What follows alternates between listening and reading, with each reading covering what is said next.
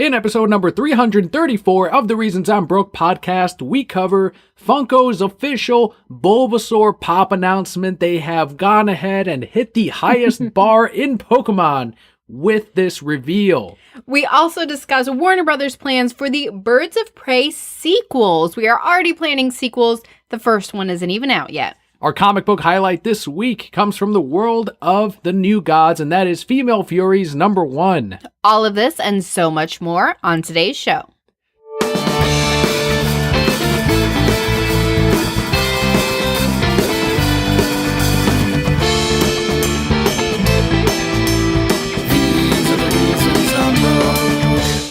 Hello and welcome to the Reasons I'm Broke podcast, bringing you the reasons we're broke every single week, ranging from comics, movies, TV, video games, and more.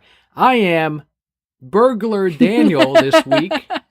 And I, as always, am your Emperor Kelli. You're consistent? The Brokettes yes. appreciate that? I mean, I feel like you can't get any higher than Emperor Kelli, right? Like that is top tier. Much like the Bulbasaur, yes. You're very much in theme here. Okay. To any new listeners, the way we format the show is first we go through some news. We head into the Brokehead block where we go into what's been going on with Kelli and I. We also answer listener questions. We move on over to the Patreon shoutouts. So those are the people that make the show possible. This week we're also going to cover the previews catalog for the month. And finally we end with a comic book or movie review this episode.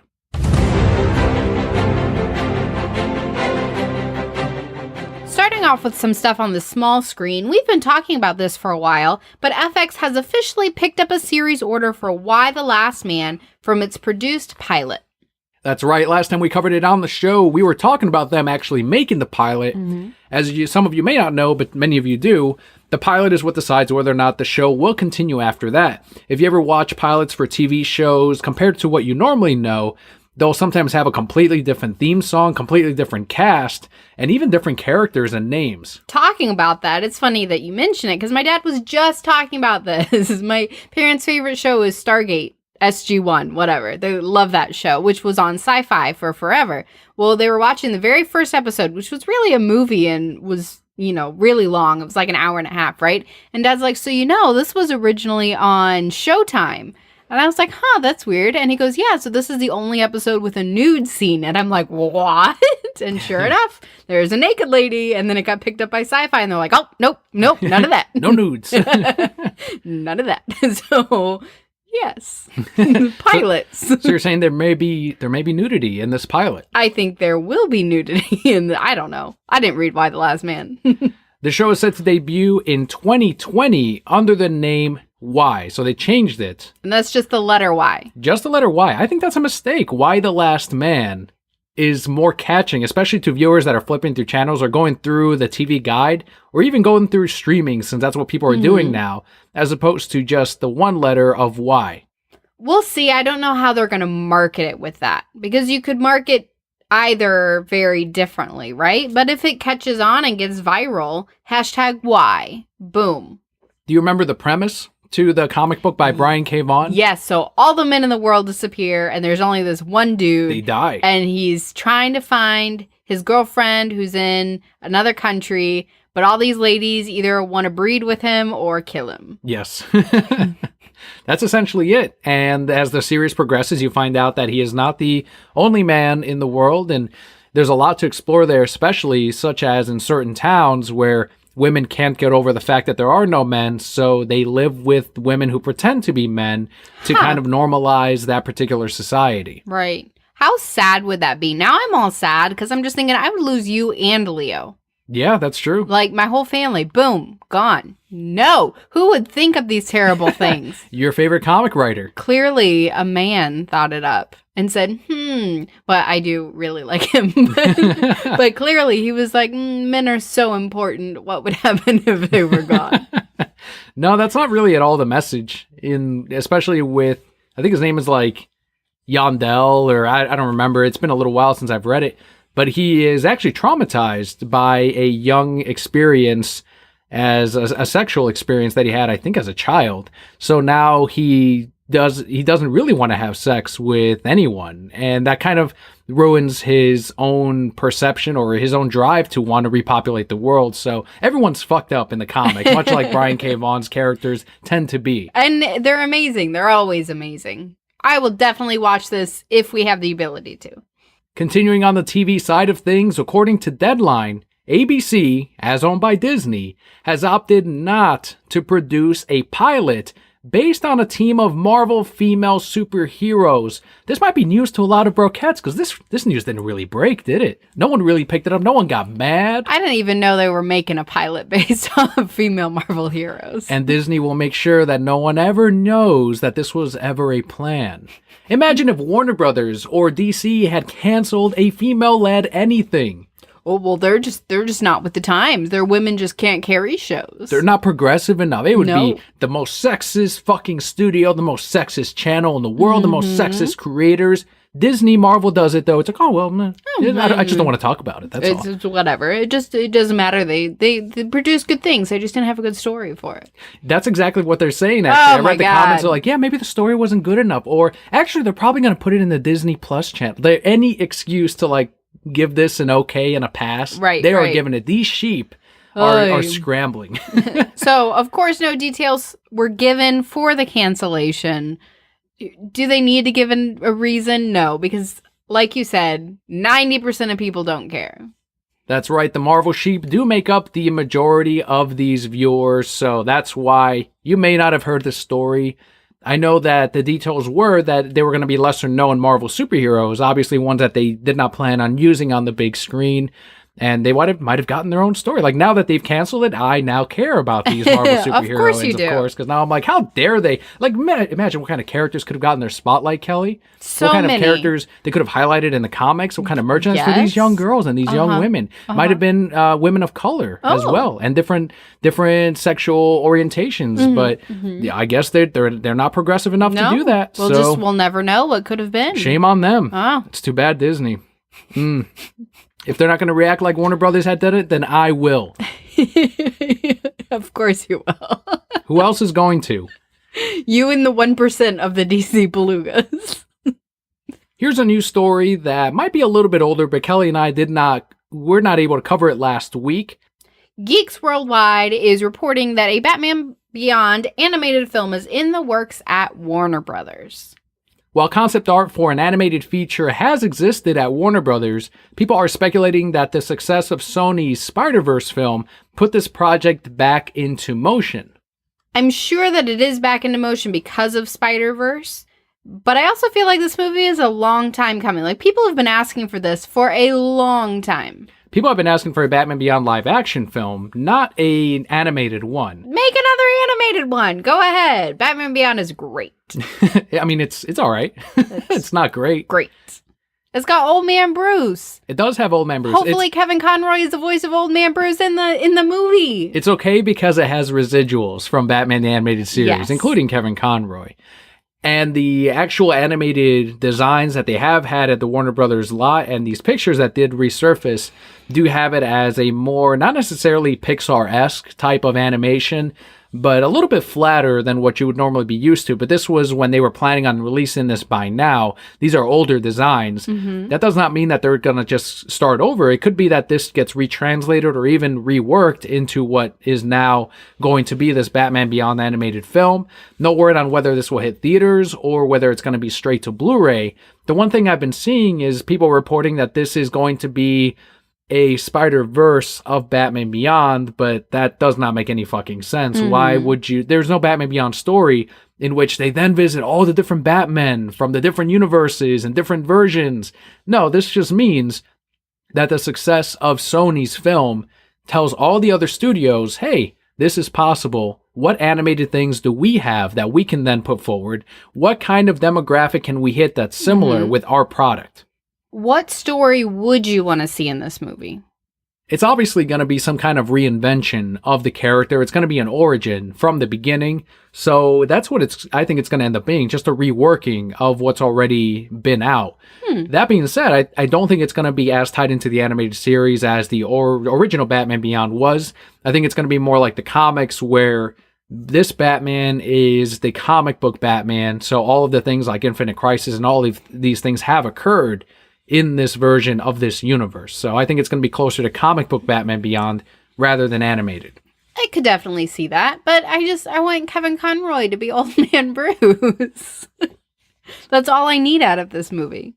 Do you think they should focus on Batman Beyond's villains as opposed to trying to bring back one of the classics like remaking Return of the Joker? I definitely would say that because for me, Return of the Joker still didn't work because it made no sense that his whole fat old man body changed into skinny Joker body. It's future tech. It's fine. No, it made no sense because it wasn't future tech at the time. It was past tech when anyway. How else do you bring back the Joker, though? Makes no sense. Okay? Don't like it. So, yes, make a Batman Beyond villain, but you'd have to do somebody that's really iconic. And I'm having a hard time. I just remember, like, Pumpkinhead Man. He wasn't. He just wore a pumpkin suit. Right. I think they don't have to, I agree, they don't have to use any classic Batman villains in the movie because Batman Beyond has enough of a fan base to kind of carry it, and the fact that it has Batman in it, as we always say, will bring in ticket sales, will bring in a crowd, so I don't think it's necessary at all. Use Ink, use one of the newer characters, and I think you'll be just fine.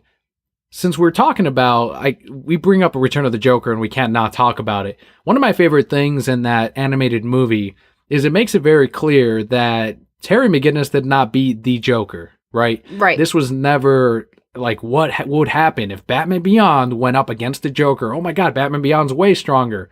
That became very clear when he's in the Batcave, right? He overpowers Bruce and he gets Jokerized. But then he specifically, what was it? He goes after all the Robin suits except for Jason's, or he specifically tears Jason's. Like there's an affinity there to Jason Todd, which the Joker would not have. So you already know that the mind is different than what the Joker's is. Even though it's supposed to replace his own, and he acts more or less like the Joker, those little things make it so that it was never... Terry Batfake, you never beat the Joker, honestly. No, whereas Batman not. has beaten him hundreds of times. What was that episode from... And of course they're not going to do this, but I felt like what was it, epilogue? Yeah, from Justice League. Yeah, just do that, which was mostly a Batman story with a little bit of Terry. Surprise, everyone. Bruce is Terry's father / half clone. No, I just want to see the part with Ace, where we think back to those moments. I love that Amanda Waller says, we replaced your dad's actual DNA with Bruce's. So your mom essentially breeded with Bruce Wayne. And I'm like, I don't think Amanda Waller replaced that. I think his DNA is that strong and pure that it just overcame it. Did Terry's dad, was he never like, my kid looks nothing like me? I don't know. Like 0%. And then question her.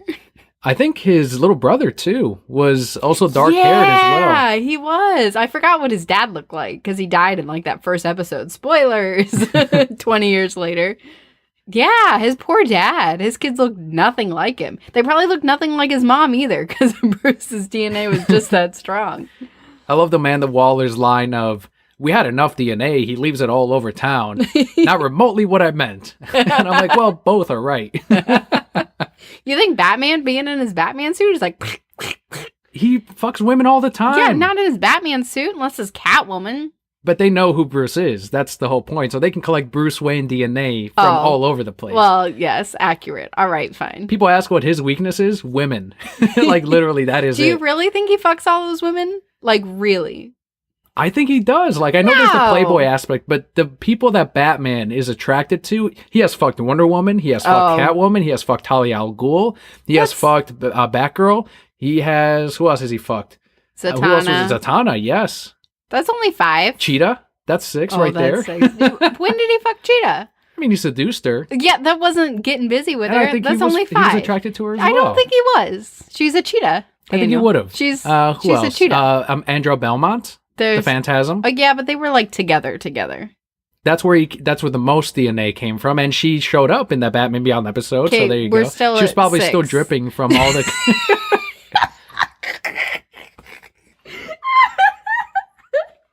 Stop. That's disgusting.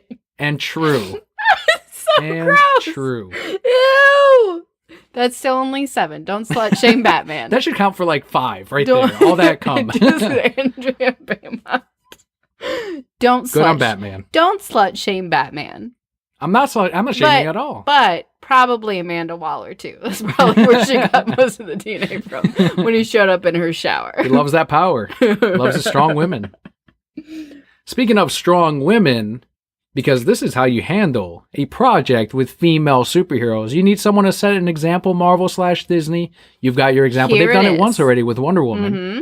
And they're trying to follow suit with Captain Marvel. I hear early test screenings are not great. Of course not. So there you go. Let's see how Warner Brothers does it again, going 2 for 2. According to The Hollywood Reporter, Birds of Prey and the Fantabulous Emancipation of One Harley Quinn will be the first in a planned trilogy that will eventually put the team up against the Gotham City Sirens. Why the Sirens? So, of course, the Gotham City Sirens being made up of Harleen Quinzel, Selena Kyle, and Pamela Isley.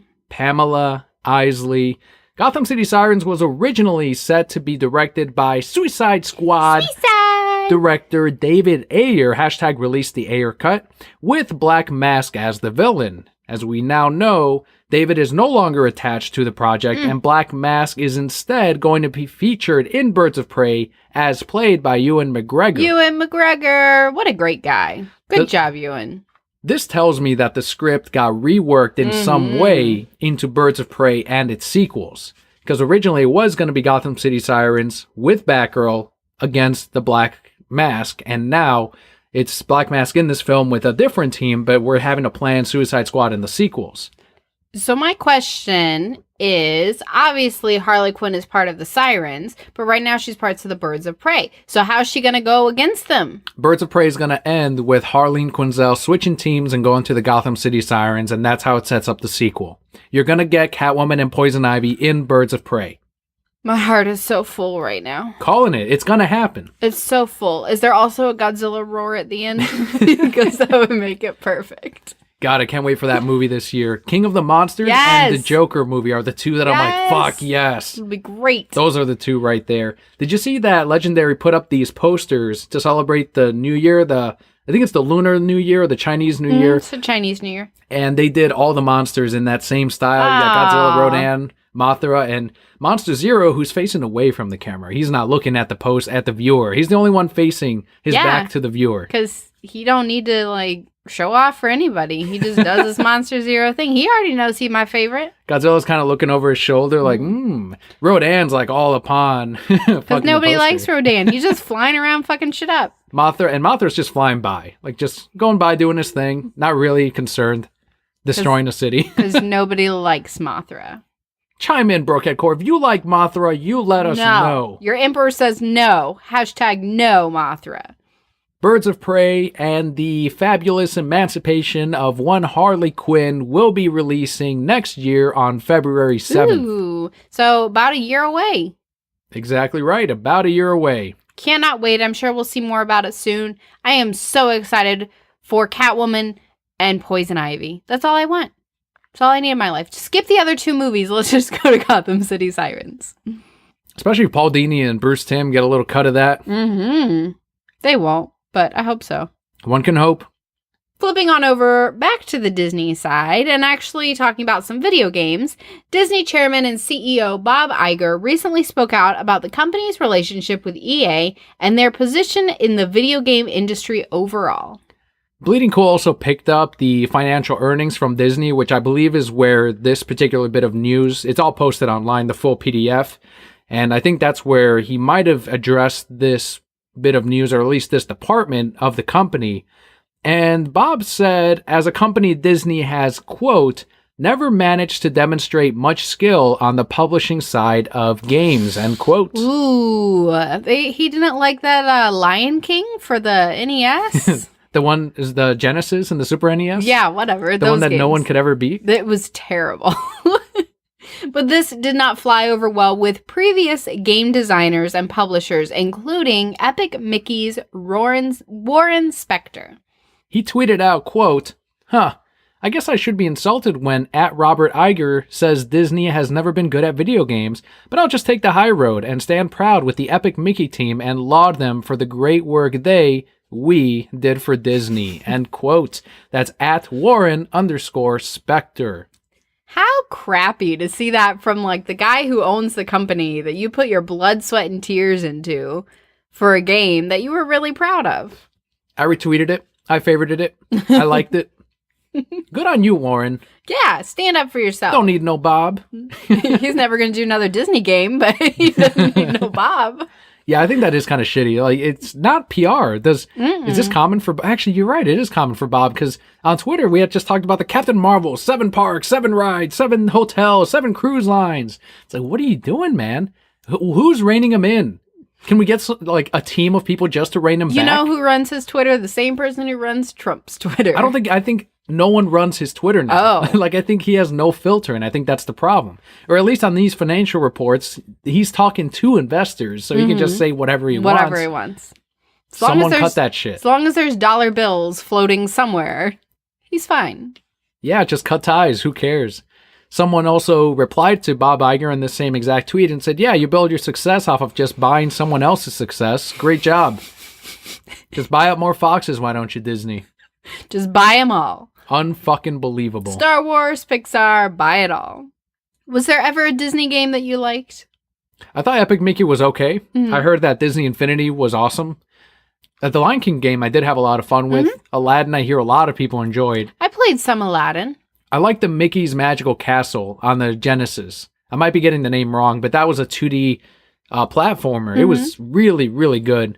And I know there's some references to that game in in Epic Mickey.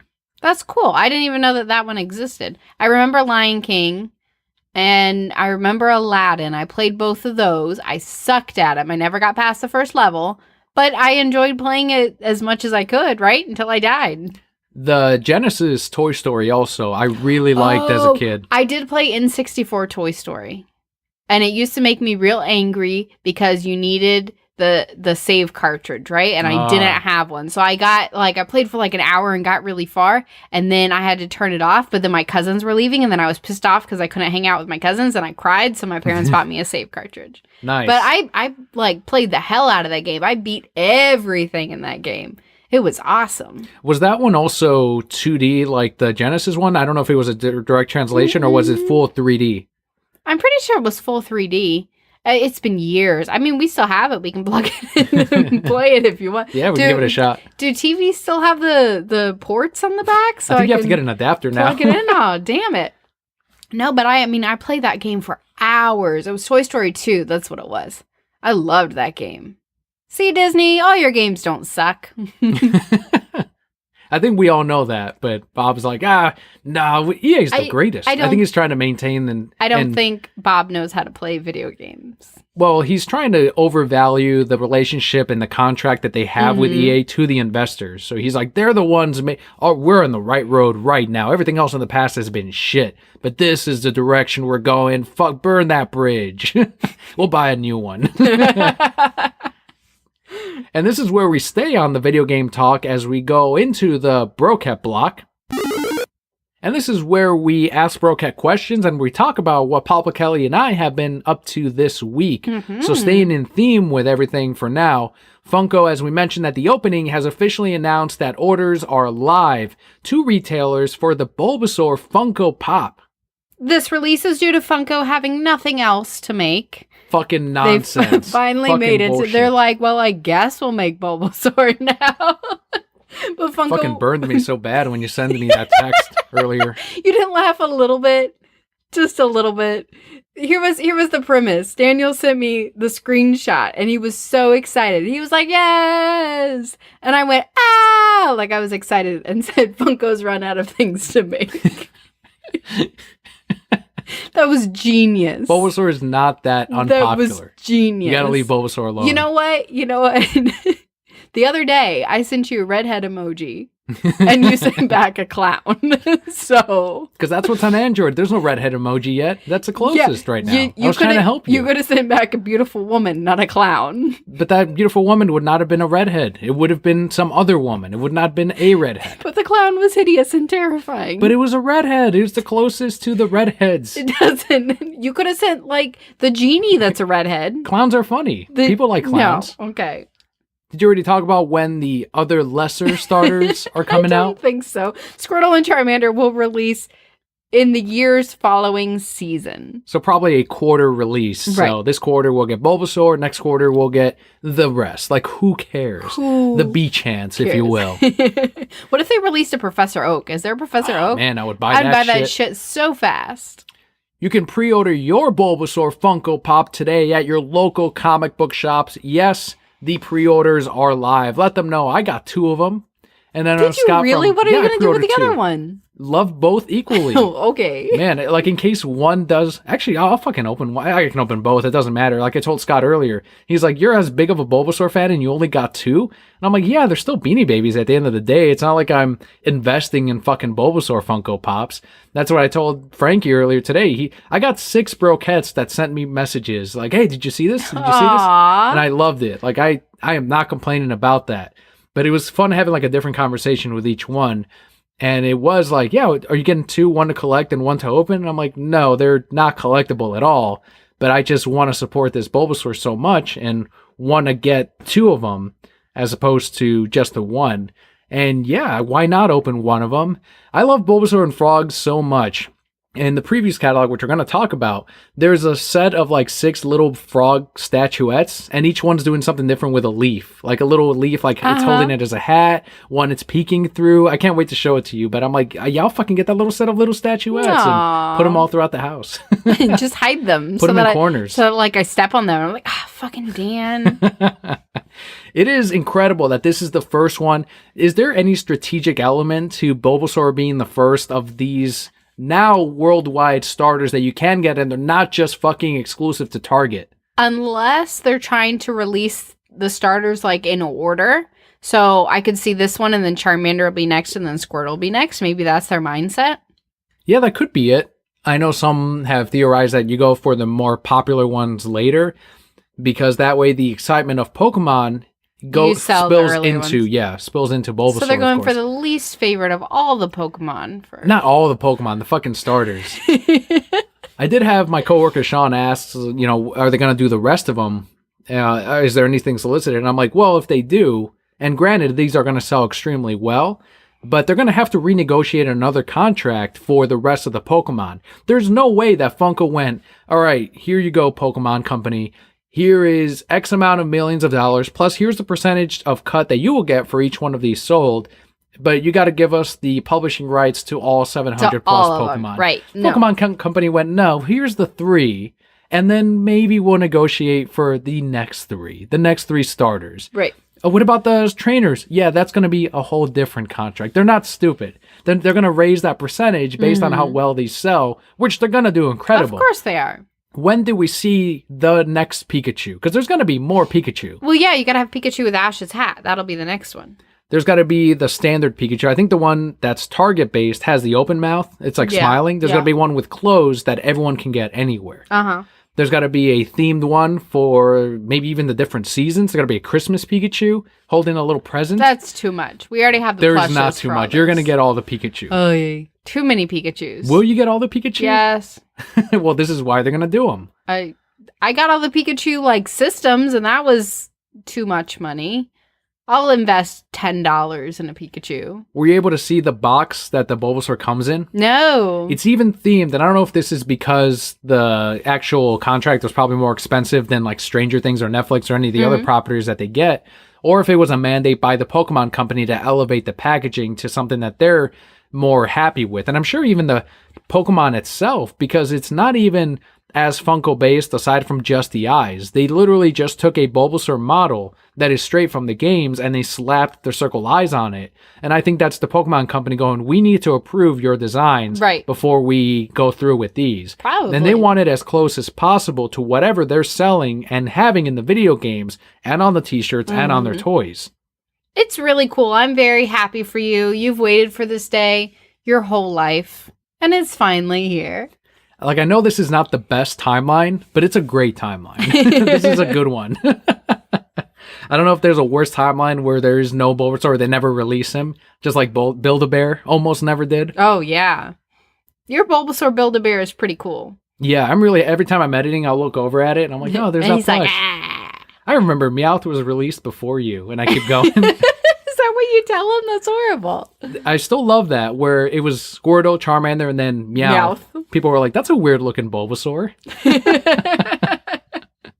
It is a great day, and I hope Brokettes out there are like, yeah, why not? Let's in honor of the Reasons I'm Broke podcast, find yourself a Bulbasaur pop and the Pikachu one. You might as well just get all of them. Yeah, all two of them. All 3 starters. I mean, if you wanted to get those, I guess. The lesser starters. You want to know what's going to happen? This is the last time that I'm going to bust your balls. I'm sorry. I got to do this. All right. Okay. So they're going to release all 3, and then they're going to have to release a pack where it's all 3 of them together just to get rid of the Bulbasaurs. They'll be all out of the Charmander and Squirtles, but they'll be like, all right, whatever we have left, let's package up all the fucking Bulbasaurs with it. Or they'll just re-release Pikachu and bundle it with Bulbasaur. But that's the best part. Every time we come across action figures, they'll bundle up Pikachu with Bulbasaur. And I'm like, fuck perfect. Yes. Or what they'll do is they'll just take all the Bulbasaurs and stick a bigger flower on the back of it and say it's a different one. Look, Venusaur. That's just a Bulbasaur with a bigger flower. And I'm like, oh, perfect. Sold. I'll take 2 again. And since we are talking about the video game world with Bulbasaur, the greatest Pokemon of all time, I did ask our Discord, and they came through because I knew news was light this week. What is your favorite GameCube game and why? They came through strong on this Discord, and if you don't have our Discord and if you're not on it, swipe on over to our episode's description for today, and you will find a link to our Discord lounge. We do have a whole lot of answers, but let's start with yours, Daniel. What is your favorite GameCube game and why? My favorite GameCube game and my favorite video game of all time are both the same answer, and that is Resident Evil 4 on the GameCube. Originally, eventually released on many consoles, and it is my favorite Resident Evil game. It is an over-the-shoulder. It reinvented the formula for shooting games. There was never an over-the-shoulder game quite like Resident Evil 4, where the camera stayed over the shoulder. It wasn't okay, you hit aim and now you're going to get first person or over the shoulder. Even that particular angle wasn't done before like they did it in Resident Evil.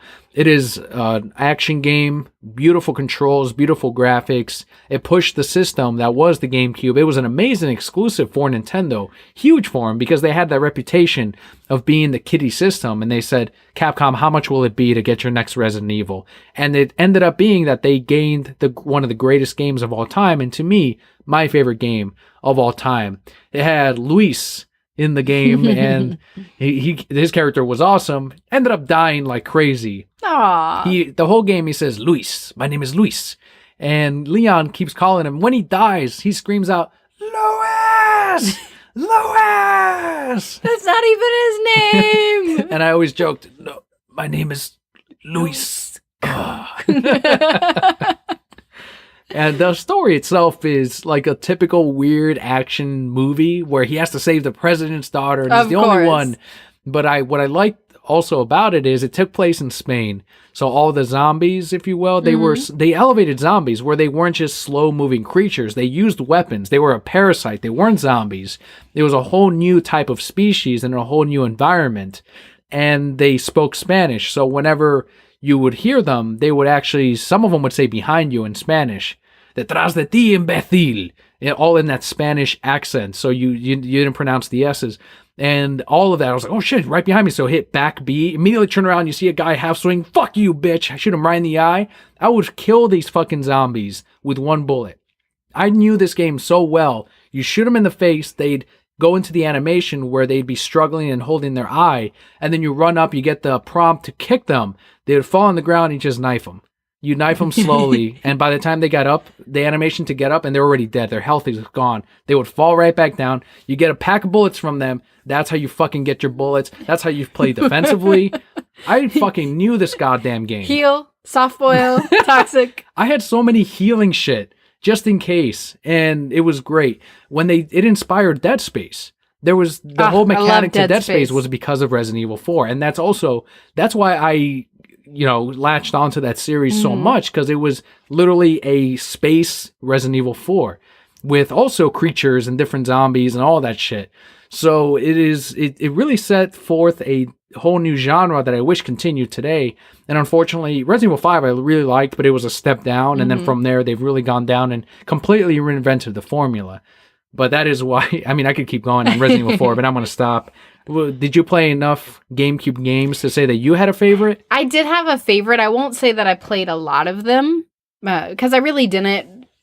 During that time, like my brother was the one who got the GameCube, right? So it was his system and he was playing and we played some games together, but I really wasn't that into video games at that stage of my life, right? It was about going out and hanging out with friends, etc., etc. But I will say my favorite game on it was probably Sonic DX. Is that what it was called? It was the remake of the old one from the Genesis. Sonic DX? I thought that was Adventure. Sonic Adventure DX, it was the director's cut. Oh, maybe that's the one I'm thinking of. Anyway, it was the remake of the Dreamcast. Yeah, Dreamcast. That's what it was. I knew it was something. Anyway, remake from the one from the Dreamcast, and that was my favorite because I'd wanted to play that game for years, and of course we didn't have money to buy a Dreamcast, so I could only watch my best friend's brother play it because we weren't allowed to touch the system. We couldn't play it, and I didn't have all that time to invest in it when I was over at their house. So I finally got to play that game, played it the whole way through. I'm talking, I beat that game from beginning to end probably 3 or 4 times, where then you became supersonic and you run around all gold like pew, pew, pew, pew, pew. Do you fire at them? Yeah, with my body. So fast they could be bullets. And then I had my chows in my little garden, right? No, and it was the second one. I did enjoy the second one also, where you could have your chows in heaven or hell. Did you ever get that far? Yes. Oh man, it was so great. And so I had my little chow gardens everywhere. I love the hell one, especially. It was so cool. It was like a graveyard or whatever. I had children in all 3, and I had like strong ones in all 3. Yep, I did too. And I played that game for hours. I never revisited the garden because one of my chow became so old that it was going to get reborn. Aww. So I was like, I don't want to see this reborn, so I just never came back to the garden. And I left it forever in youth. Saved forever in youth. It probably still died without you there. No, it does not continue. I researched it. I just left it. Sure, you research because somebody knows. Well, it's not like I leave it for 2 months. I come back and they're like, yeah, it was reborn and it died again. No, it literally picks up right where you stopped. Well, anyway, Sonic Adventure DX was my favorite. Well, the Brokehead Core chimed in, and maybe you and I have played some of these. Mm-hmm. And this was a close second for me. This is actually my second favorite game, and this comes from @SpoonSandwich, who said, quote, Melee, mostly because that's what my friends and I played over and over and over and over and over. Hell yeah, Super Smash Bros. Melee, the greatest Smash Brothers to date. I think Smash Bros. Ultimate is a very close second, although I have not put nearly enough time into that game as I should due to parenthood. Melee, yes, that is where, and I was one of those guys. Fox, no items, final destination. And that is exactly how I fucking played. My brother played Falco, and he and I constantly played level 9 computers all the time. We spent hours just honing our skill and getting even better. It wasn't until years later that I discovered wave dashing and all of the advanced mechanics that kind of exploited some of the mechanics in the game, but I never went up against those opponents. So as far as I'm concerned, I'm a good Melee player. You're the best Melee player. Are you better at Melee than I am at Mario Kart 64? Yes, because I think I remember winning one race against you in Mario Kart 64. Damn it. Let's play again. That's the only reason. Let's play again no, right now. You can't do that. I'm your wife. If I say play the game, you play the game, and then you throw the game. I'll be like Daredevil's dad. I get murdered later for not throwing the game. We had 3 answers that were the exact same game, and we're going to read them back to back and give you the credits on here. This one comes from Cage023 on Twitter, but also on Discord. This is where he gave the answer. Quote, I love Animal Crossing. Everything about it. It was the first game I got to play besides Melee when I got a GameCube. And the GameCube was the first system that was all mine. I didn't have to share it with my brothers and could play any time I wanted. Scott showed me Animal Crossing and I wanted it like crazy. When I finally got it, I spent so many hours enjoying the music, the characters, fishing, bug catching, designing of clothes, all of it. End quote. Next exact same answer comes from @SwordfishShow, who says, quote, my favorite Nintendo GameCube game was Animal Crossing. I can't remember anything like that being out at the time. It was something you can boot up for around half an hour a day, do everything you need to do, and play another game. But you played it every day. Also, the ability to collect NES ROMs in the game was a huge value add. Bought the game for $19.99 on sale and fell in love. End quote. We also have the same answer from @CubanSlim, who said, quote, Animal Crossing. First game ever like it of its kind. Real world type scenarios with a loan and payback system. Interacting with neighbors, collecting things, finding fossils to put in the museum, catching bugs and fish to put in the museum and sell. Having to play every day to pick weeds so you don't get overrun and your neighbors move out. Mailing letters and gifts, organizing furniture in your rooms, and getting high scores for feng shui. Playing the risky market game with Turpins, getting friend codes at the time seemed super cool. Shaking trees, planting fruit, trading fruit, creating a money-making machine in your own town. End quote. I think they liked Animal Crossing. I think they did. I think that's a fan favorite, a Brocat favorite. You know, I have heard a lot of great things about Animal Crossing, but it has never appealed to me. Ever. I don't think we could ever play Animal Crossing again. There is a lot of time that you do have to put into it. Now, it's somewhat similar to Harvest Moon. What do you think is the difference between something like Harvest Moon, which you are a huge fan of, and Animal Crossing? I don't know. I think for me, what turns me off most about it is the way the characters look, because they're all like different animals and they got weird triangle noses, which throws me off. And then you also can't have a love story in it, right? So what's the point? That's true. So whenever I hear Animal Crossing, and again, I've heard fantastic things. So obviously it did something right with the market, right?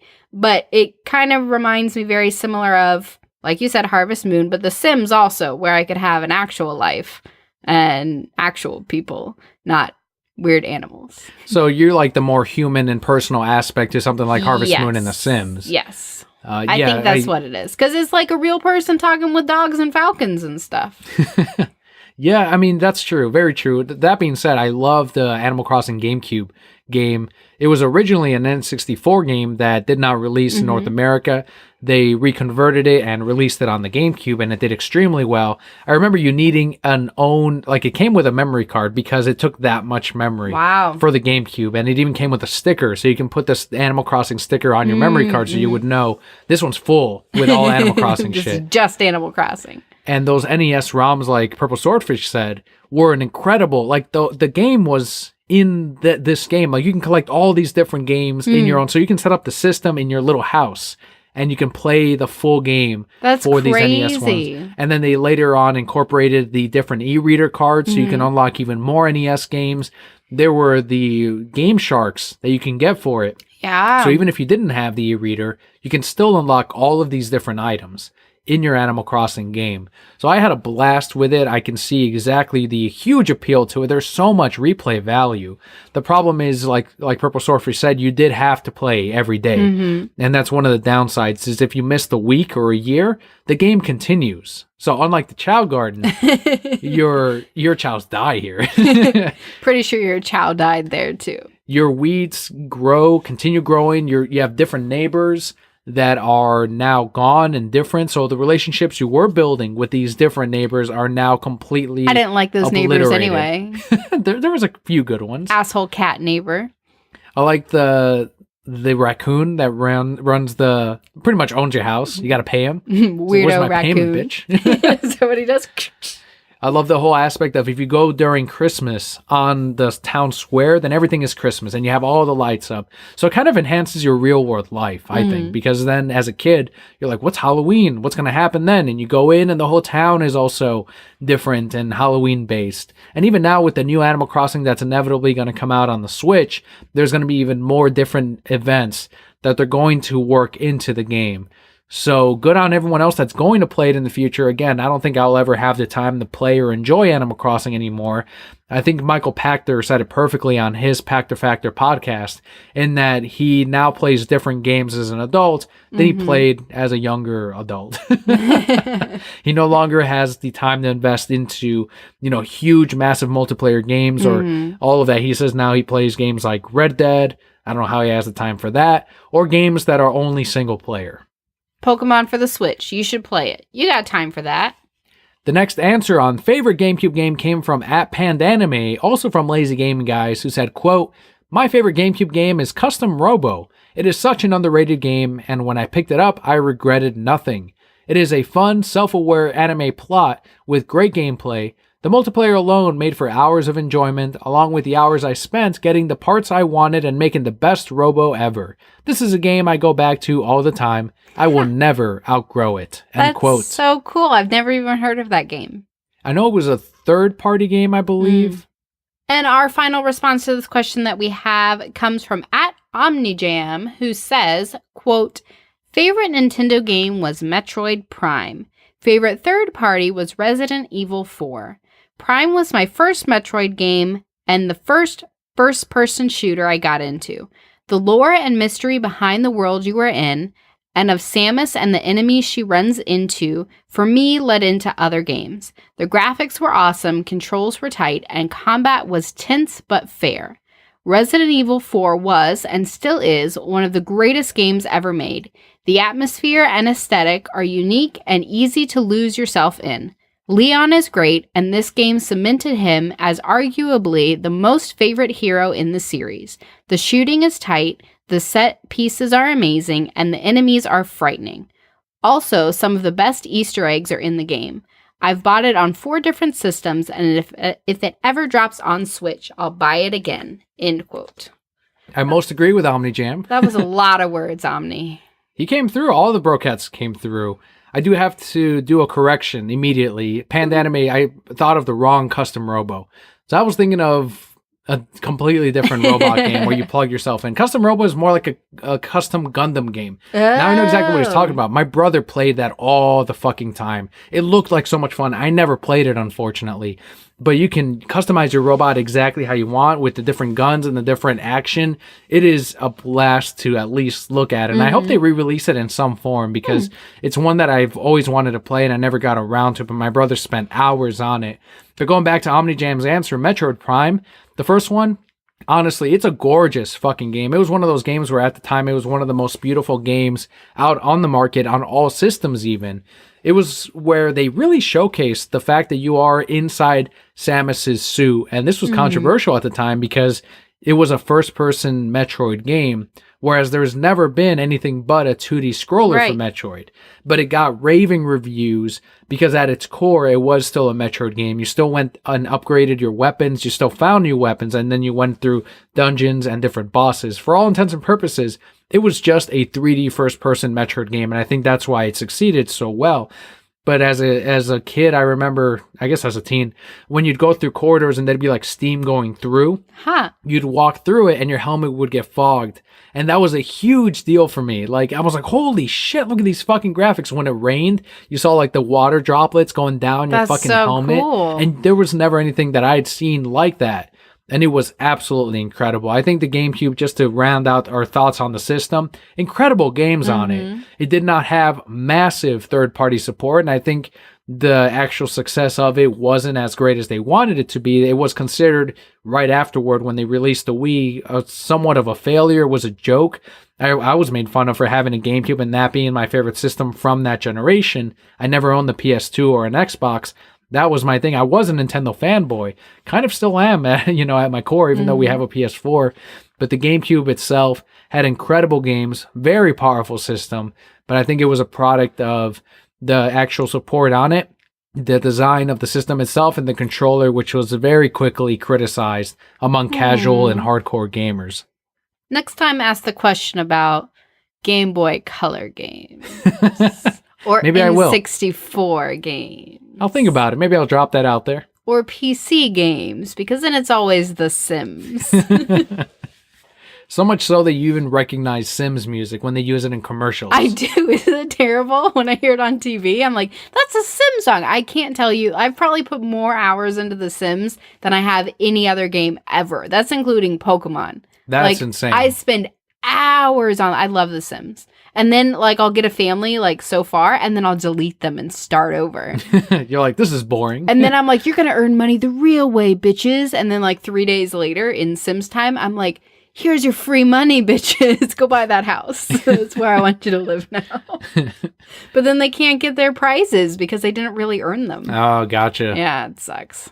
We've got another listener question here from Twitter user at Jeremy ORR13, who says, quote, still rolling through the show at episode 110 now.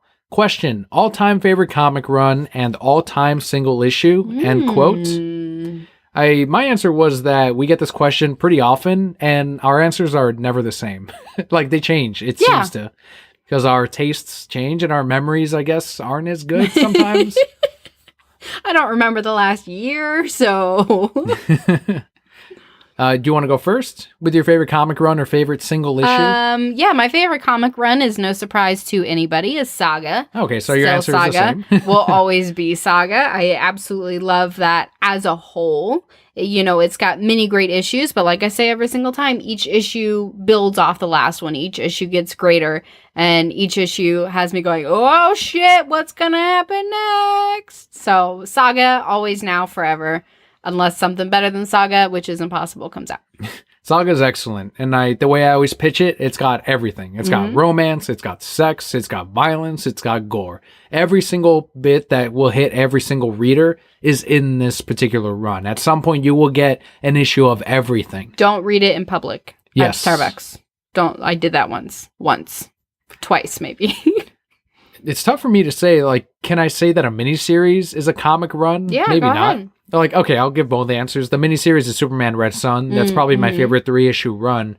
And it is the greatest Superman story of all time and probably my favorite comic book story at this moment, when you ask me today, of all time. It explores so many different issues in Superman's life, in the nature versus nurture debate. I think that's the perfect book to present to someone trying to make that argument, and you kind of reach different conclusions as well based on how you consume it. And then it has a beautiful wraparound ending that really summarizes the full book from beginning to end. As far as a more than 3 issues, now that I go back and think, it's going to be the New 52 Batman and Robin run from Peter J. Tomasi and Pat Gleason.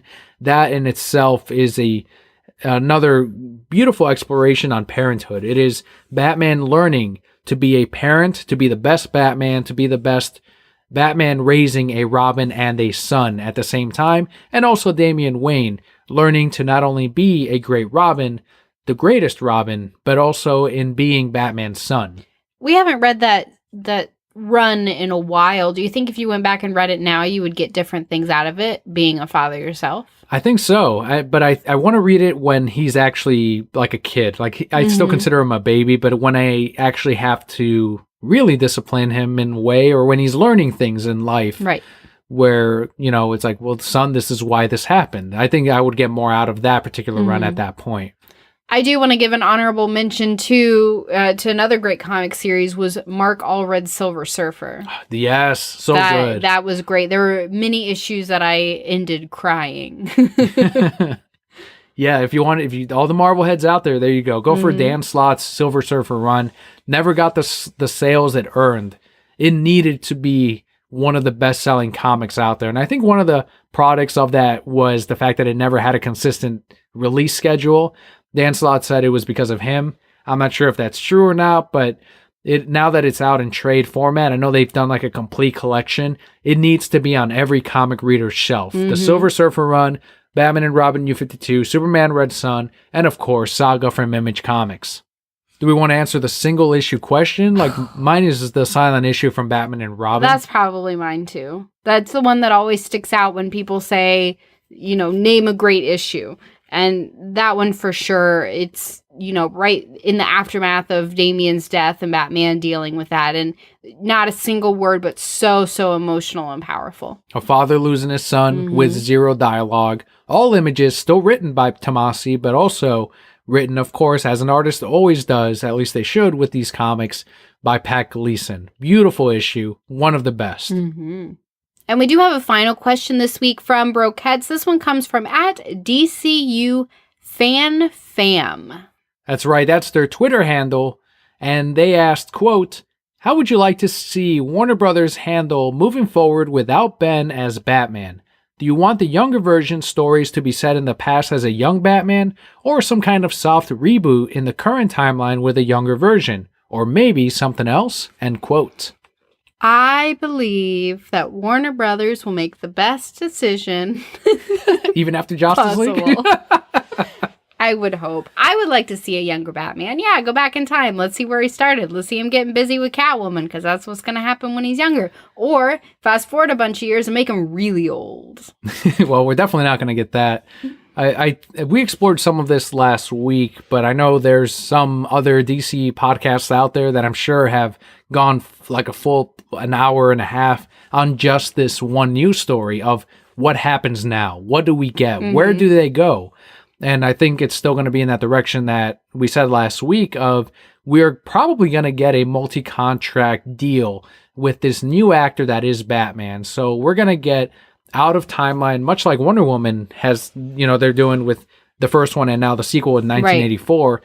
We're going to get a set of stories in this young universe of Batman. It'll still, I think, be in continuity with the DCEU. I don't think it'll be a full reboot. I think it will be closer to what he's saying, a soft reboot.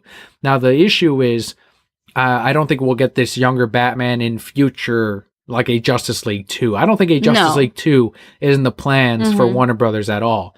I think they're just going to focus on, as the chairman said a few weeks back, of just individual movies, and we'll give them sequels if they're successful. We're not going to stress over, well, let's make sure that Wonder Woman shows up in Superman's film. They'll just say, hey, if Henry Cavill wants to sign on for just solo films, great, we'll do that. And I honestly don't see any major crossovers happening anymore. I think there's going to be all these solo films, they'll make all this money, and then they'll just completely reboot the DCEU in the future and maybe try once again at restarting a cohesive type of universe. Or maybe they'll just reboot and continue on as is. But focusing on as Batman itself, I think the door is open, and it's very possible that we'll get this set of Batman young stories, young films, and then maybe we'll get a set of old Batman or current Batfleck films as well. I think it's not going to lean in that direction at all. I think Ben Affleck is upset with the fact that this is not what he signed up for. This is not the vision that he follows or wants to follow, especially now that he's not even writing or directing these Batman films.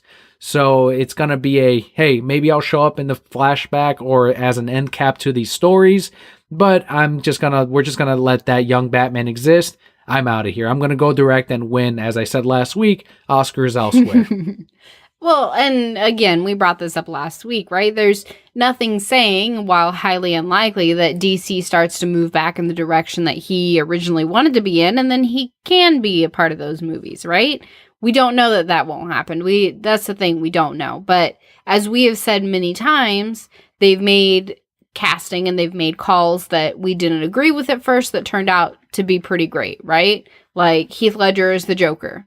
Right. Turned out to be amazing. Michael Keaton as Batman. Exactly. There's been many instances where we've kind of put our foot down and say, no, that's going to be horrible. And then we've been proven wrong. So at this point in our lives, we just kind of hold off and wait and see. We can't pass judgment until it happens. Yeah, it's one of those things where DC fans, some have, it's splintered the group where now some are going, well, fuck Warner Brothers and everything else they're doing. I'm not going to watch any of these. And then there's the other group, which is, I think, where we lean on of we want good films. So if they continue making those, because so far we've gotten them aside from Justice League, then great. I'm going to be there to enjoy it. Yes, it would have been amazing to see Zack's vision, but at the end of the day, the good films are what counts. So I think we're closer to that side of it as opposed to the full-on betrayal, which, we're hurt. We're hurting, right? Like, this is not a happy moment, I guess, for DC fans, but we still want to see these characters, and I for one, am happy that we're still going to get Batman. Now, if this were a completely Justice League-type Batman, which we know we're not going to get because of the heads that rolled thanks to Justice League, then I would be more upset, and maybe I'd give up on that whole universe. But until they've proven that this is definitely what they're going to do for Batman, let's see it first. And even if that were to be an awful version of Batman and I hated it, I would still have the Joker film that they're doing and this other side projects that they're doing that's outside of continuity that I would still have, plant my flag on. So either way, I'm going to see these movies. I'm not going to see Pedo Perv James Gunn's The Suicide Squad. Of course not. So Suicide there's going to be Squad certain Junior. ones. That's right. Thank you. I gotta correct myself there. So I think we'll see what happens. We'll definitely be there and we'll be watching as long as, Pedo Perv is not involved at all. And of course, we'll always announce the news and give our thoughts as they release more information. Wrapping up the BulbaPOP block, was there anything that you wanted to cover as far as what's been going on in our week? I'm still healing from my wisdom teeth surgery. We're on week 4 now, 3, whatever. I think we missed talking about it, but I went to the dentist last week, right? Because my face swelled up like a mofo. That's right. I didn't get the opportunity to talk about that. So I go to see the dentist, and he's like, you have a little infection. And I was like, oh, okay. And he's like, I cleaned it for you. And I'm like, that's nice. And he goes, you cannot open your jaw very far. I'm like, no, it hurts. And he's like, let me see. And then he just ripped open my jaw. So, I mean, Jesus, that was nice of him. He pulled a fucking Mechagodzilla on Oh my God. Fucking hurt. It was horrible. It was like on par with childbirth. It was really bad. And so he's like, stretch your jaw every day. And I'm like, I really don't want to because that hurt a lot. And he's like, but you must. And I was like, all right. So I've been stretching my jaw every day and now it doesn't hurt. So I guess he was right. But he was still an asshole. But we made Leo his first little dentist appointment too. And I'm so excited. Yes, he needs it. He does. He's got those 12 little twofers. Hopefully they can clean it better than we can because it keeps trying to eat the toothpaste. He loves the toothpaste. I loved his doctor was like, he can probably spit out toothpaste now. I'm like, no, he can't. He can't use real toothpaste. Yeah, he'll definitely eat. Like, that's why he sucks on the Yeah. toothbrush. Today I gave him his toothbrush because he wanted it. So I was like, here. And it didn't have any toothpaste on it. And he handed it right back. And he was like, he pointed to the toothpaste. He's like, Mom, this is not a snack. This is how things work. Like, that's amazing now that he correlates so much more. Yeah. Which is fascinating to me, where he does make those connections. Like, I now know, before he would just gloss over things on the counter. Maybe not even notice them. He's just moving his fucking head and eyeballs. But now he'll spot binkies from like on the counter and he's like, hey, I want that. And I'm like, God damn it, I was trying to hide the binkies from you. Oh no, he can see those things from he remembers where they are now. If I can't find his bink, I'm like, Leo, where's your bink? And he'll point to it. Like, he'll get down and he'll go and get it. And I'm like, thank you, I don't have to hunt for these things anymore. See, I did that last time I was watching him, but we were both looking. I think you forgot where he left it, and I ended up finding it. But he was like, meh. Yeah, and he was also looking as frustrated as I am because I'm like, we gotta go. I was like, where's your bink? Meh. And he's looking, and we're finally find it on the table, and I'm like, oh, he wasn't looking up, and neither was I guess. So yeah, Leo's developing pretty well. He is. Still won't say anything. Be nice if he said mama or something. Yeah, no dada, no mama. No. And I know some people would have gotten that by now. Cookie was many people's baby's first word, I guess, and maybe we can get him to say that. But I think, as you mentioned, he's learning both Spanish and English at the same time, so that might set him back a little bit. But I figured, like, by now he would have had one word. Well, he understands a lot. He says AC. Like, he can say things. He's just like, or I can grunt. He's a man, so, you know. He's like, this is more, you know what I'm saying. Right. You know, guys. These are my words. Good enough. His favorite thing right now is to go into his little cabinet in his room and close the door and just laugh.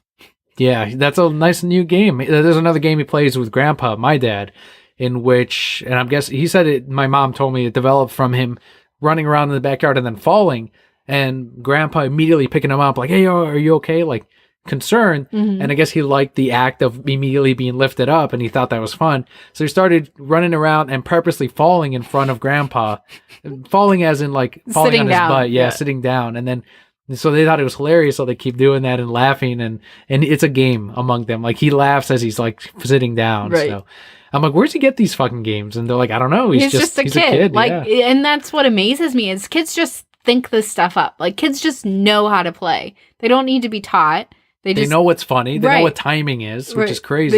They get it. And so it's, you know, amazing as a parent to watch this through their eyes. And I've heard that from, you know, my parents and everybody. They said the best part of raising your kids is watching the world through their eyes. And that's 100% accurate because everything is so big and so crazy. And it's just, I don't know, it's really cool. The one thing I've taken away from parenthood, I guess, the one thing I think about the most, I think, is with comedy. Like, the things he finds funny are legitimately funny, and it's not something that I taught him, like, hey, this is funny. You don't teach a human that. Right. They just laugh and they crack up. And it's things that I know are funny too, and it's something like timing, like when you wait and you go, bigaboo, like, there's a timing thing to it that makes that hilarious.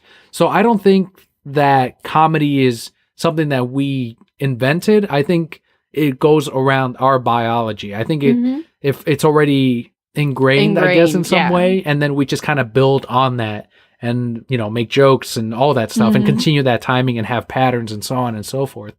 So I think that's, I don't know, that's fascinating to me. It is really, there's a lot of things about watching human development that is very fascinating that you never would have thought of unless you're there seeing it every day, seeing it grow and develop every single day. So there's your lesson, I guess, in human biology today. I was at work the other day, and so there's 4 of us on my team now with children, right? And a few who don't have children. I mean, we're split pretty half and half.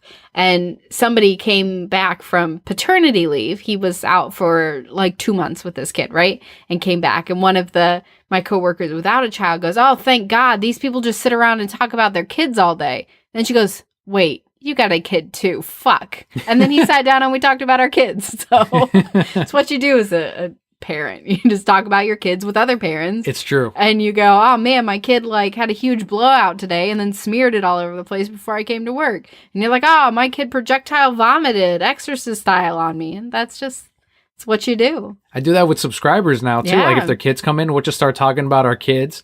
With Brian, Brian and Meg will talk about his grandkids and his kids and my kid, and it's just I don't know. It's just it's a new thing, I guess, for me to talk to someone else and connect to someone else about. So maybe that's why I kind of immediately gravitate to that. But it's not something I actively chose. It's just yet another biological thing. I guess it's just what you do. That's like the most important thing in your life now. So that's what you talk about. And this has been biology. I think this might be like our next podcast if we hit that final Patreon goal ever someday. Raising children? Like just real life. That'd be its own podcast. We can go on forever. I would. Oh, yeah. Easily. Or it can be on Resident Evil 4. Could you do multiple podcasts on Resident Probably. Evil 4? Oh, no. All right. Each stage, you break it down? Yeah. Let's go back into the final portion of our show, which is the comic book highlights of the week.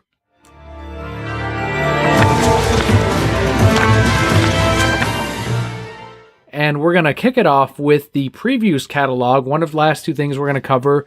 It is the catalog that comes out once a month at your local comic book shop. It is $3.99. This is where comic shops do their orders from. This is where a lot of subscribers do their orders from. This is where we see the latest series. We find out at the same time as you do. Latest comic books, latest series, one-shots, variants, t-shirts, statues, toys, Funko Pops, all that stuff is included in this huge catalog for $3.99 that Diamond prints at a loss. I know this. So it is an amazing Christmas comic book every month catalog that releases. And based on feedback from the Brokehead Core in previous months, this is an installment on this show now, where Papa Kelly and I will sit down and talk about what we ordered from this catalog and things that Papa Kelly has noticed, which you're mostly focused on, I think, the merch, whereas I have some one-shots and variants that I definitely put on my specific catalog. I did not get a chance to flip through this earlier in the week, so you are hearing all my first-hand thoughts on what I am finding in this book, the first of which is this Nightwing statue that they're trying to sell, but they're not showing his ass. So how do they think they're going to sell it? Was it a flat statue? Is there no backside? Look, you're only seeing the front of him. Okay. If they had it flipped around, it's like right like an there. air twerk, isn't it? Like the upside down twerk? But you can't, it's not displayed. What page is this on and who made it? How much is it? This is on page 26. It's sculpted by Chris Dahlberg. And it's $80. It releases August 2019. I think we might order it. I think Aaron was like, yeah, maybe we'll get that. But so when you display it in the display yes. case, please have it backwards. It can only be backwards. Otherwise, you won't ever sell it. Customers would be like, why is this backwards? Well, I just point to his ass, look. Yeah, and they'd be like, oh, yeah, that makes sense. That is the selling point. I think one thing that I'll point out is the Ascender series from Dustin Nguyen. And Jeff Lemire, which takes place 10 years after Descender, and they give you a good timeline in the previous catalog of everything that happened in Descender and the 30-plus issues of Image Comics' Descender, so you can catch up by just reading that page and then subscribing to Ascender, which Dustin has described as a welcome change from drawing and painting and and doing artwork of just robots and metal over to flesh and blood. This is really cool. They have a Batman black and white. Batman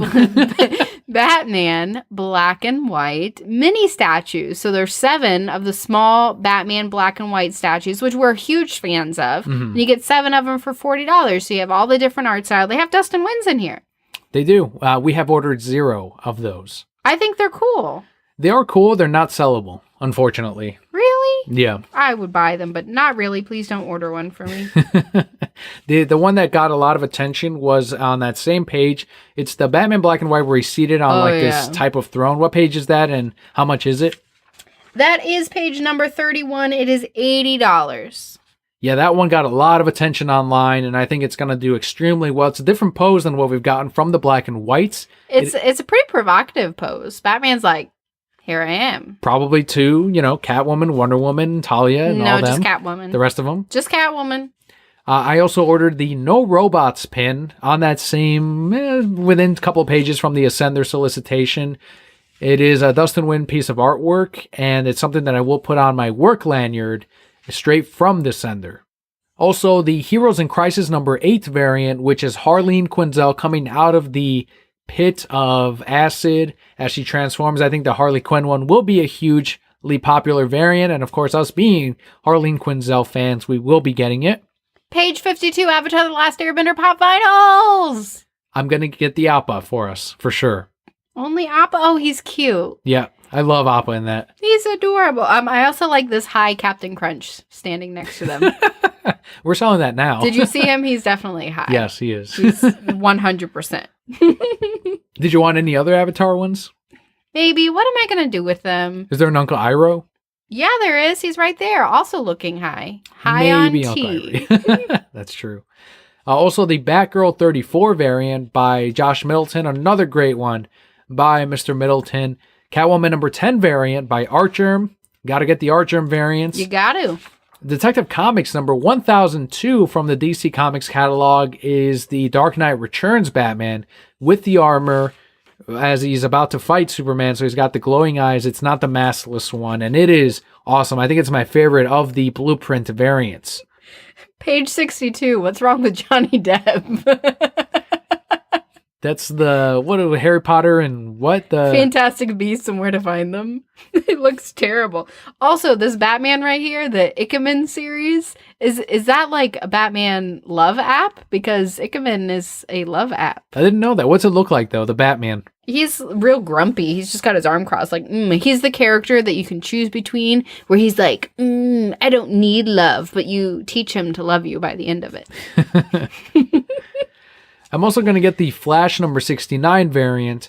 This one was put up on Twitter, and it was inspired directly. The artist said he had just seen Spider-Verse and was inspired by the actual artwork and the style, so there's a lot of that. You can actually see this variant, Flash number 69 variant, DC Rebirth, and it does actually look exactly like it came out of a Spider-Verse film. The Flash fucking broke the universe again and ended up in Sony's Spider-Verse universe. This is what happened. Of course. Page 77, for all those we talked about earlier, you have an Animal Crossing something. There you go. It is a dog with a weird ponytail on the top of her head. It's actually Isabelle, the most popular Animal Crossing character from the games. Okay. The Sonic the Hedgehog series has a new miniseries coming out focusing on Tangle and Whisper, two of the original characters that they have done. They've done a few in the series, but Tangle and Whisper were very popular, especially Tangle, and now they are going to get their own miniseries from Sonic the Hedgehog. We were waiting to see when they would actually do it. Scott and I had even talked about it at Uno's. We were saying they should do one by now, like a miniseries or one-shots or something, and like the next day they announced it. It's like they were at Uno's and said, oh shit, that's true, let's just announce it. Let's just do it right now. And the next day they announced it, and we are definitely going to sub on to that one. There are lots of bikini girls that you can purchase in this too. Every single month it is in the catalog. I'm pretty sure they're the same bikini girls. The Marvel catalog, actually, I'm going to get one comic from that series, The Amazing Spider-Man number 252, the facsimile reprinting. So that is when Spider-Man got his black suit after Secret Wars, and the facsimile issues are exact reprintings of the original comics with the original artwork. the old ads are all back in this comic. So yeah, I'm definitely going to get that. They have cute Sailor Moon keychains where it's just their outfits. How cute is this? I need some. What page is that? This is page 115. Another miniseries I'm subscribing to is Rocko's Modern Afterlife, which looks to be a horror-based take on the Rocko series. I'm also going to get all the variants that are going to release for it. And I got to support the Nickelodeon Rocko's Modern Life series, which is kind of a modern take on Rocko, but it is exactly the same cartoon we grew up with. So it's not like, you know, now they're having modern memes or anything like that. It is still the same characters as if they just transported them into 2019. And I'm glad that it's still going, because I know something like Rugrats has been very sporadic in its releases. I don't even know if it's still going. They might have just ended them. But Rocko's Modern Life, I want to keep it going. Page 118 has a bat signal egg timer for your kitchen. Yeah, I saw Who that. uses egg timers anymore? So I'm guessing when it's done, the signal lights up. Stop! That is gotta. kind of cool. But I just use the one on my stove or my phone. Yeah, but if you want to theme it up and be fun and get the most out of life, take life by the horns. And just have more things clutter my counter so I can't chop food? I don't got time for that bat signal. It's not for everyone. Clearly not for Kelly. Batman number 50 also has in the Aspen series, or the Aspen part of the comic, where you can get the different Michael Cherner pieces that were done many years ago, of course, but now they've been reworked into the Batman number 50 variants featuring Batman and Catwoman. And then the Sirens, of course, but the Poison Ivy ones, the covers, those are the ones that I'm mainly getting it for. I ran out of merchandise. Now I'm looking at the mangas. There's a cute one here on page 430 that says, if it's for my daughter, I'd even defeat a demon lord. Is that a Parenthood one? I guess. I don't know. Some guy's an adventurer. That's as far as I got. There is speaking of earlier, we talked about Godzilla King of the Monsters. There's a prequel comic book, a graphic novel. It was originally released online as a digital book, and now it is finally being released as a physical comic book, which is, of course, what Papa Kelly and I prefer. And it is called Godzilla Aftershock. We are going to get it right before and read it before we watch King of the Monsters. This manga is called Prince Charming. That book's about girls finding their Prince Charming, right? They're gay Prince Charmings? It's two men on the cover, clearly. Clearly, they're not finding women. You know, they're just friends. They're just friends. Just very close friends. Putting their arm around each other. Just friends. You know, like regular guys do, right? is that what happens? Also from Udon, Street Fighter, the Wrestle Pals special. It is a one-shot. I'm going to get cover B on that. Got to get the Street Fighter series. Definitely want to see another ongoing from Darkstalker, Street Fighter, anything from Udon. That's another company that I try to support whenever possible. And they always have a free comic book day issue. So this year, yes, there is a Street Fighter Udon one-shot special. The final one on my list, actually, is that Frog under the merchandise section was the Tabi Keiru type of 6 figurines. And yes, it's exactly what I said. It is a frog carrying around a leaf. I know it's based on something like a manga or an anime or a video game, but I don't care. It's an adorable frog times 6. And I know it's like, yeah, they're meant to be sold separately, $4.99, but the stores can only order sets. I'm like, I'll get the set. That's All fine. of them. This is actually a really smart idea. They have the Descendants in manga form. Yeah, that's where the Disney characters and villains and heroes have kids that then can... I know they had a show that didn't last long, but I guess it's continuing in manga or a comic book format. I mean, it's pretty cool. Whoa, what is this Detective Pikachu box set with sticky notes? I considered getting that for the store. I'm still not sure, though. I don't think it'll sell, but it's cool. I wouldn't get it for the store. That's Oh, always- look, there they are. There They're you so saw them. Aren't they cool? What page is cute. that? So they know. Page 109. They're so sweet. I like this one with a little feather, and he's gonna fuck shit up. He's wearing the little leaf like a hat. fucking hood. Yeah, I think it's a little leaf hat that they're all wearing. It's adorable. They just got these little angry eyes. They're all pissed off. Yeah. Even the one sniffing the flower.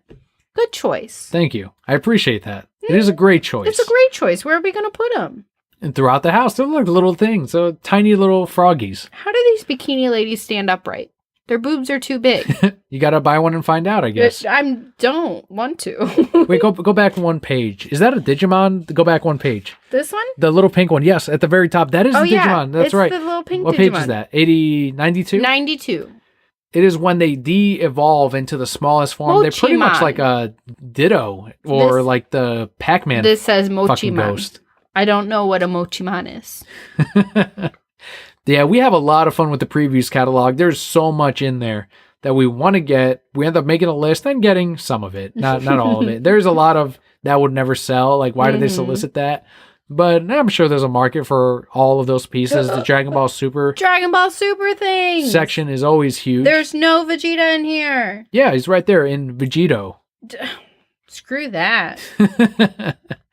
So definitely get a previews catalog if you can every month. They are awesome. $3.99 for a full catalog. One Punch Man always is attractive because I feel like they made him extra attractive. They're like, my cape. Look, they got to sell a statue. I kind of like this Chippendale Rescue Rangers thing. That's a pretty cool nod. That's a comic shop exclusive too. You cannot get that at the parks. You cannot get that at the Disney store. There's a whole bunch of Funkos in here too. If you like Funkos, there's like 17 pages of Funkos.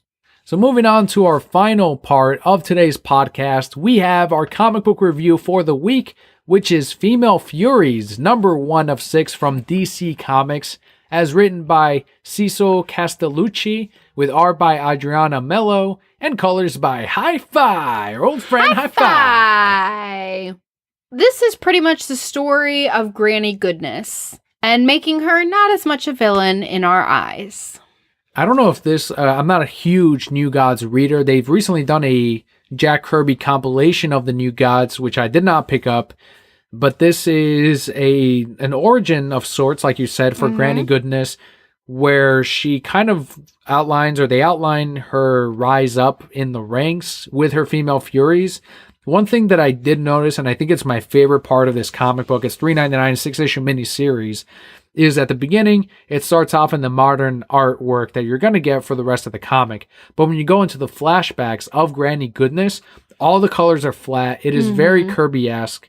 There's obviously more detail than what Kirby did, but that's kind of the product of the fact that it's in the modern storytelling. But even the coloring, there's not full outlines around every bit of artwork. It is the art, the coloring does that outline for you. So it's done in a way where it could have been an old comic book, mixed with some of the modern detailing that you get. And that's where you do get that flashback from Granny Goodness. Now, here's my summary of this comic. This is how the difference between how DC and Marvel does female characters. Whereas Marvel right now is trying to really cater to the, millennials and the Me Too movement and all of that. The crowd that isn't purchasing these comic books, and that sales dictate all of that. Whereas DC is working on the actual character development of these different female furies. And it becomes it doesn't blatantly become a message that's political right over your head. It is, no, you're with the characters as to why they are seeing these other villains as villains, So I think it handles and takes its time with these characters as opposed to just saying, oh, and this character is now gay, and this character is now this. Like, I think Young Justice is more guilty of that with Brian Michael Bendis than Female Furies, which is handling, I think, in a more tasteful way. Now, that being said, I'm a man, and I'm saying that. So let's hear your opinion. No, I do definitely agree with that. It's definitely political in the sense that it highlights what women go through, the things that they're going through in this world, or things that they face in everyday life right now, right? And we're bringing a lot of attention to that in everyday life. And so it makes sense, as we've always said, comics reflect the world around them. And this is a big political issue, and that's what it's trying to face. There were many times where I read it or moments within it where I'm like, oh yeah, that's what a woman would do. That's very realistic, right? So one great example, and I don't think I'm really spoiling it, is obviously the Female Furies are made up of a bunch of women.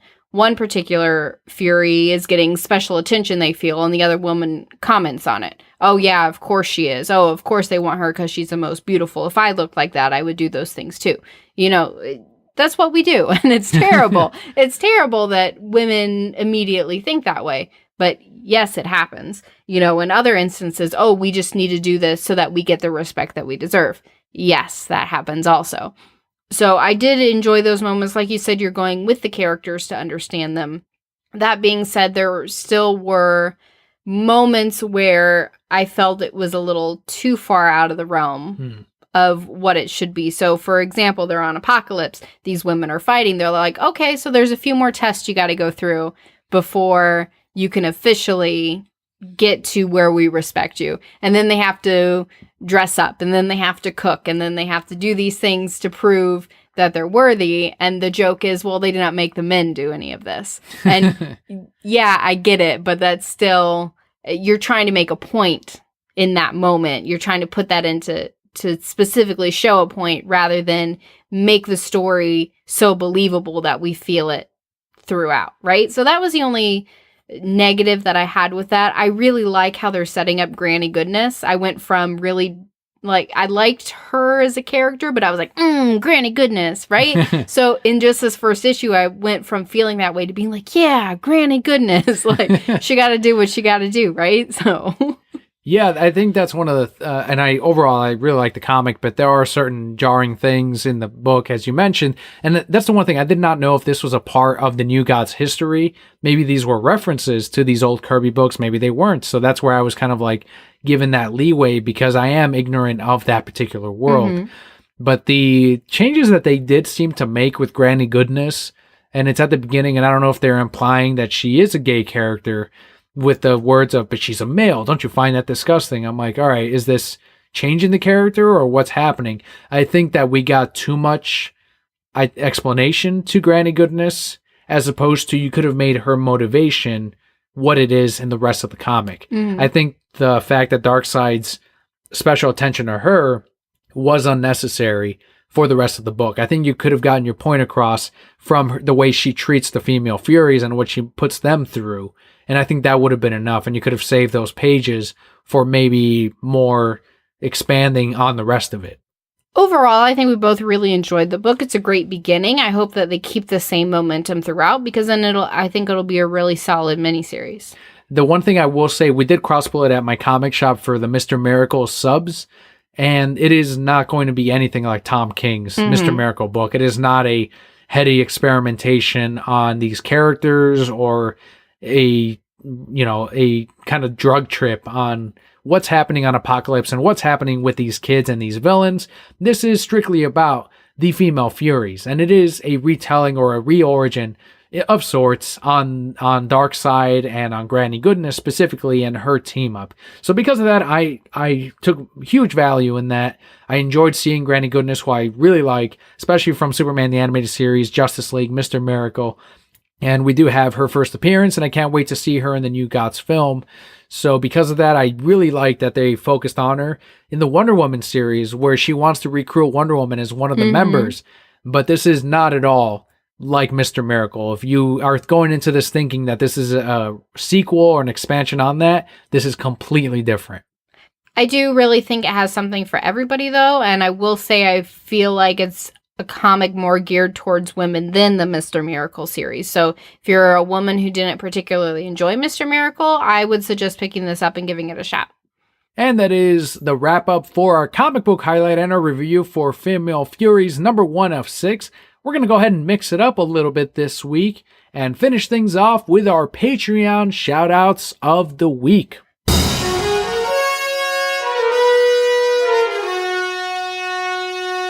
We have 4 shoutouts this week. The first one goes out to John, whose Twitter handle is @John72Tex. His Instagram is @Johnny2Chips.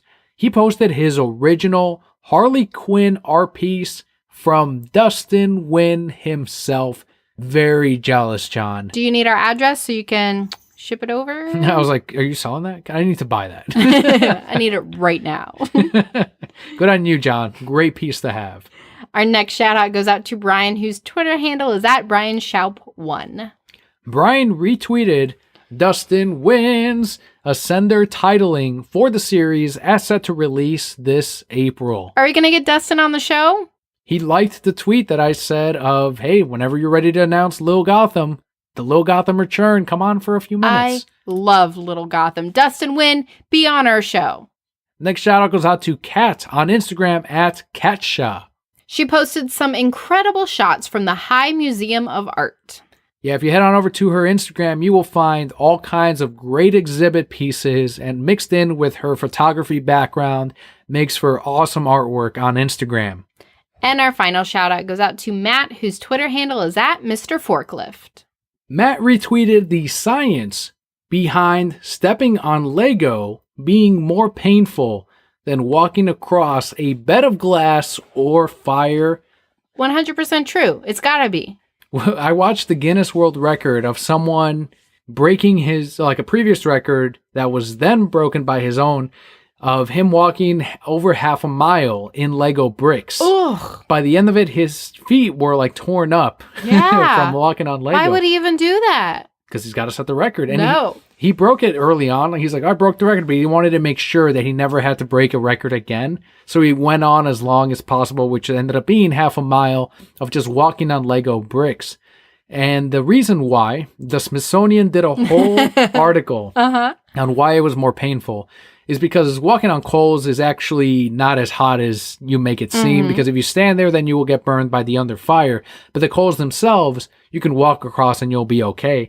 And then with glass, the sharp portions of it, especially the way they lay it out, is when you walk across it, it's exactly like when you lay on a bed of needles where the weight is evenly distributed, not enough to where you actually get cut by any of these things. If you try to stand up while putting your hand on one of these needles, then yes, the whole thing will go through your hand, because you're putting all that weight on one. Evenly distributed, you're fine. That's the same logic with glass, where the parts that would cut you normally, they get shifted downward and evenly distributed to where you don't get hurt. But with Lego, the being so dense, all of that has nowhere to go, so it digs right into your fucking skin. Horrible. Legos are great. I love Lego, but someday our child will have many and put them in our shoes. I will not be buying no Lego. Not at all. And if he's anything like me, which he is a clone, he would not be good at Lego anyway. You think so? I'm not a builder. Never was. Maybe he takes after his mother. Maybe he gets something from his mother. It's possible. So there you go. Thank you so much, John, Brian, Kat, and Matt, for your Patreon support every single month. You too can be a Patreon backer and have your shout out every single month. Just head over to patreon.com/thereasonsimebroke for as little as $1 a month. That is 25 cents an episode. You too can have your shout out. Huge thanks to decalavenue.com for your help at the $5 decal tier. Thank you so much, Jose. But yes, patreon.com/thereasonsimebroke helps us pay for our monthly costs on uploading the podcast, helps pay for Alphonic, which levels out the audio for everyone out there. But of course, guys, our podcast is always free. We say this every week, but really the best thing you can do for us is just let other people know about the show. If you enjoy it, if you like the things we talk about, if you hear somebody talking about what we talked about, just let them know. That helps grow our fan base. And reach out to us on Twitter at ReasonsI'mBroke, at BulbaPOP. Involve yourself in all these questions that we're asking. And of course, we will talk about them on the show. Yeah, word of mouth has been and is the most effective tool in growing the fan base. So huge thanks if you've ever told a friend, a coworker, someone else that you may have overheard and that you know may enjoy some of this content. Thank you so much for letting them know about your Podcast Awards nominated 2017 and 2018 Games and Hobbies, The Reasons I'm Broke podcast.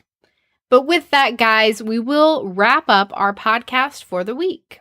Thank you so much for tuning in. I am Burglar Daniel. And I am your almighty Emperor Palpa Kelli. And Brokehead Core. All will be well.